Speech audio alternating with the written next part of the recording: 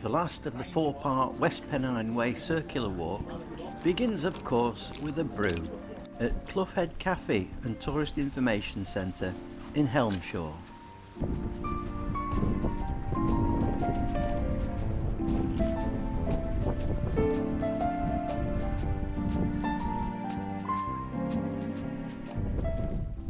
We're heading up towards Helmshore moors and quarries.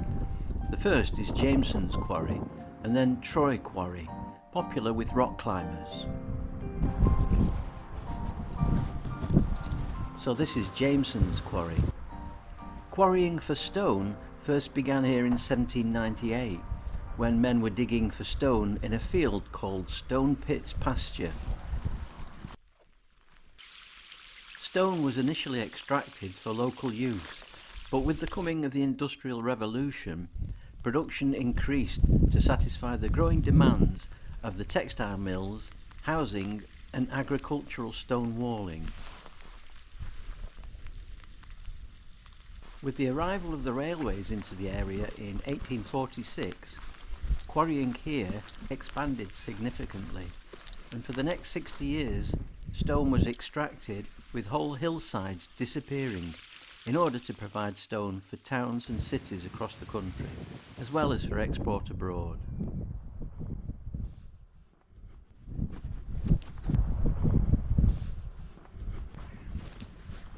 So there's the sign. So we're going to head to the right and downwards. Oh, look, a sheep pen.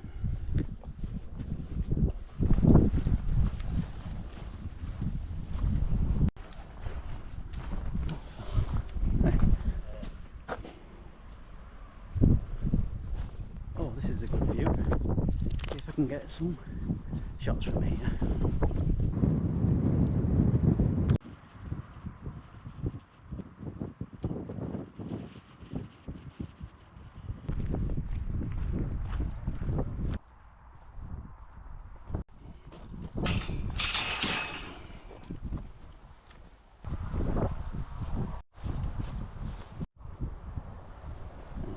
So we're heading back over that way. Clever.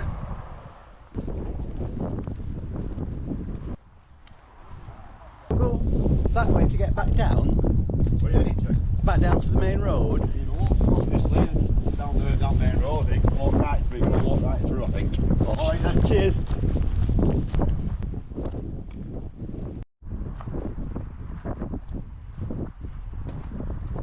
There we are, back onto the main road.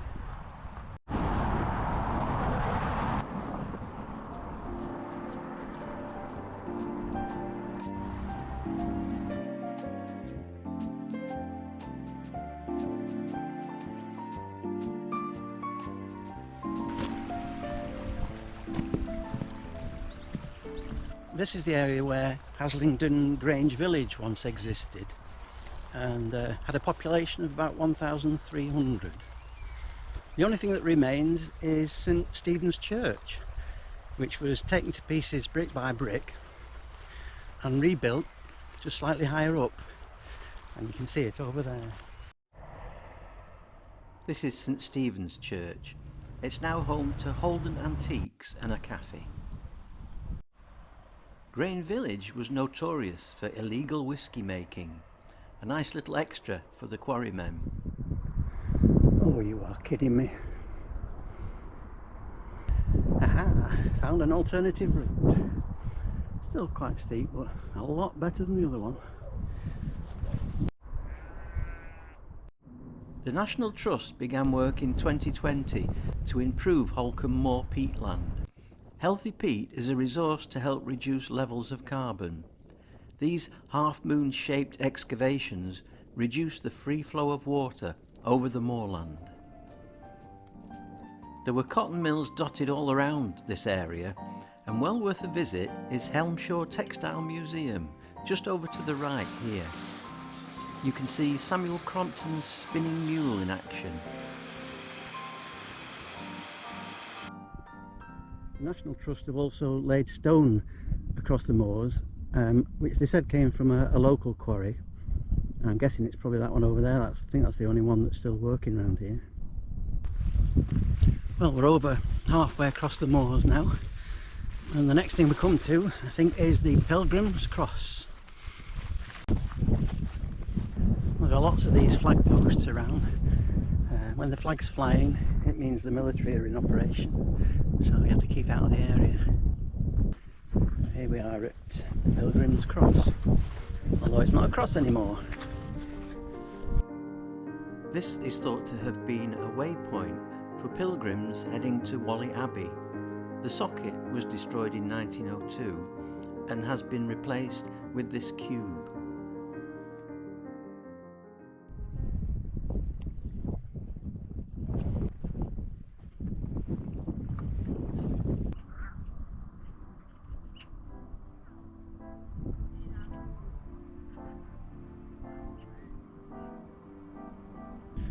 So here we are at the other end of Holcombe Moor at Peel Tower.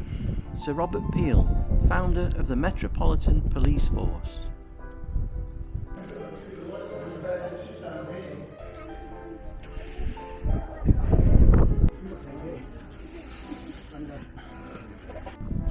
Well, you're up here. Have a sit on the Millennium bench. You've got some great views. Not far off course.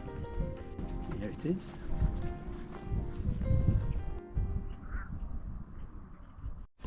So that is the green seat on Holcombe Moor, and we're heading down the valley and then down towards Hawkshaw. Well, it looks like we've got some work going on. Heading down into the valley.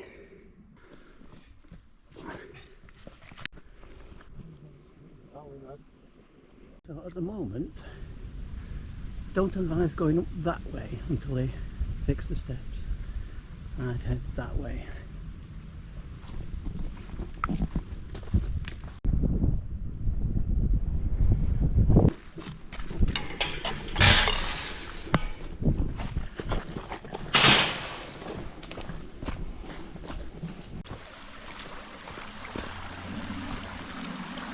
So we've got to get across these stepping stones.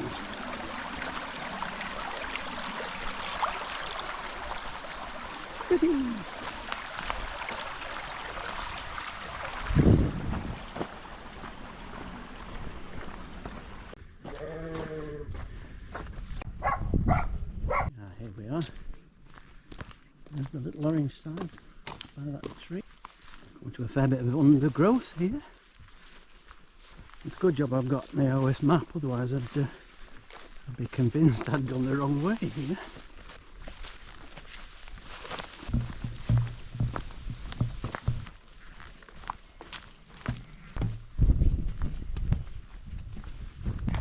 Evening. Crossing Bolton Road, we're heading through Greenmount Golf Course to the tiny hamlet of Hollymount, with some really exquisite buildings and a community orchard. Look at that. Like a giant cat flap for dogs.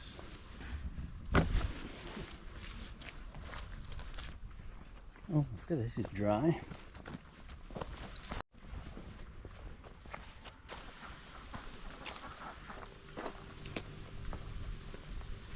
So where are we? Whitney Cottage. That's a left turn. That's a right turn. And we're out onto the golf course.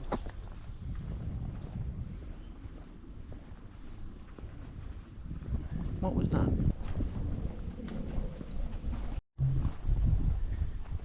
Alright, so I know this area quite well. Hollymount. Hollymount Primary School. The school was at one time a convent run by nuns from Belgium who came over as refugees. Lace Cottage. The manor house, originally the infirmary. The chapel, now apartments. Went into Hollymount Orchard.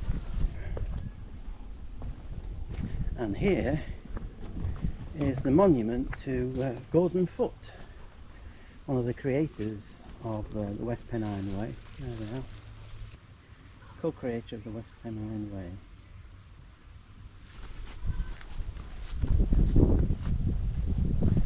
So that's the way over. But let's have a look in the orchard while we're here.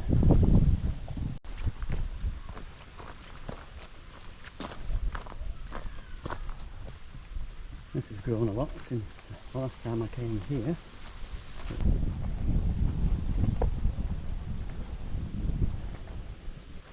Apples are just starting to grow now. June.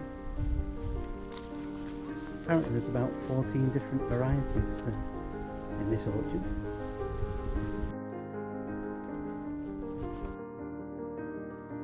The orchard provided fruit for the community of nuns that worked at the convent. Well, I was here at Hollymount earlier in the year and spotted something hidden behind the orchard here. So I'm going to see if we can have a look at it.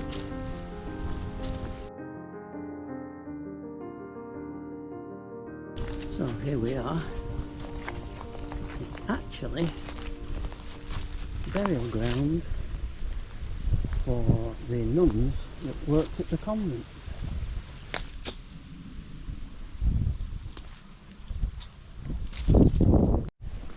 Right, so now we've had a look around, let's go back en route.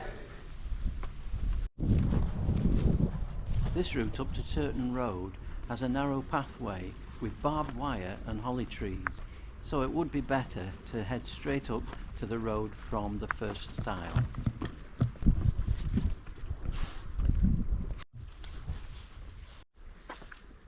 Right, I thought we'd go straight up, but to the right.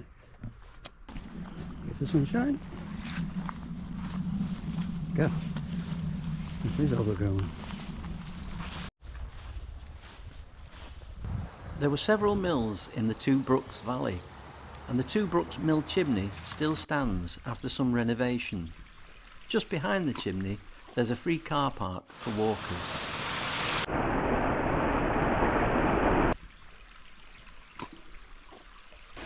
I think you can see these steps have seen better days. Ooh, this is very slippery. Got green algae on it.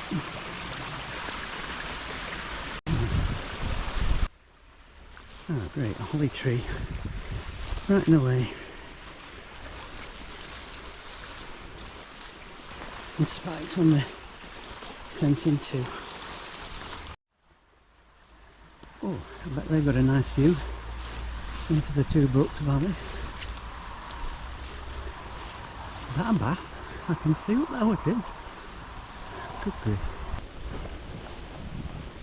Oh, that was a fish.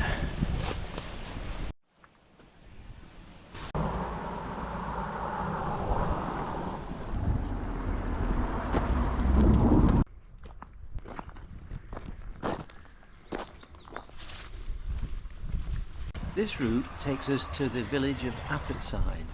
It's on the Roman road between Manchester and Ribchester. It developed as a stopping point for travellers using the packhorse route.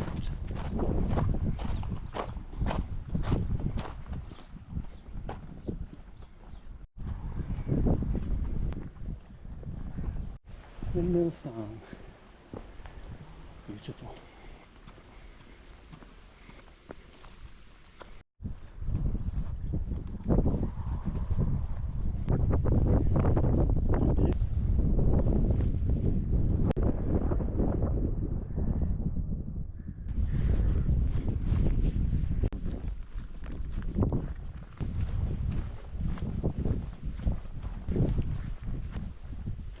We'll have to turn right from here to get over to Affetside.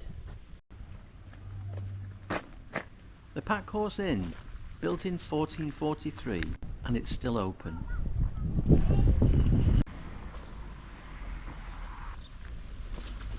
The Affetside Cross lies at the entrance to the Millennium Green, and no one really knows its purpose. Some believe it is another waypoint like the one we saw on Holcombe Moor for pilgrims heading to Whalley Abbey. Others think it was the Market Cross, and it does look exactly the same as other market crosses I've seen.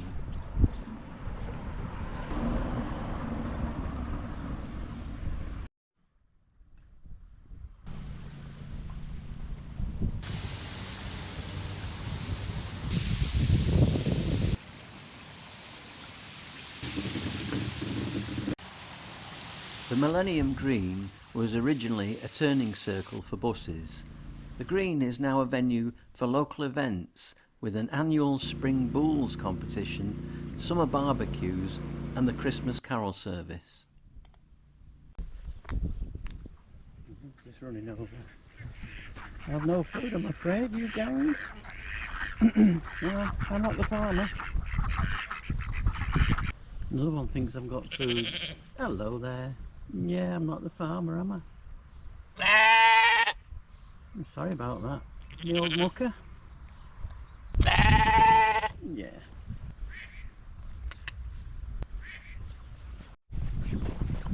Hello.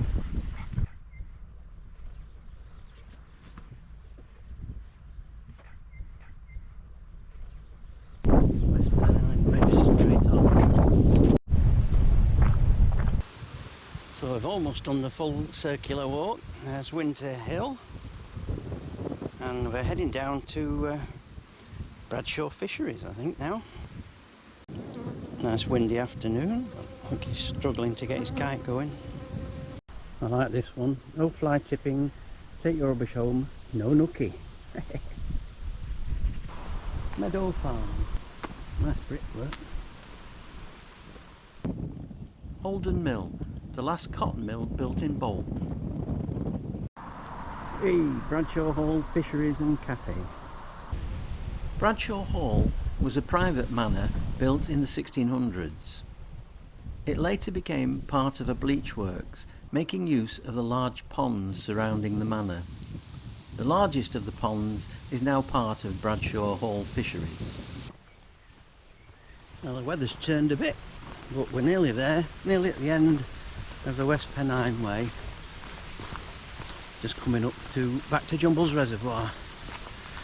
Hopefully it won't rain again. Let's hoping I don't fall over as well.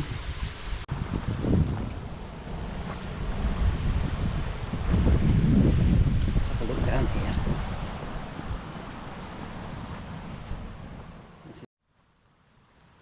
Below the waters of Jumbles are the remains of Horrobin Mill, another bleach works. In 1863, the reservoir was compulsory purchased by Bolton Corporation for drinking water. Here we are at Jumbles Car Park.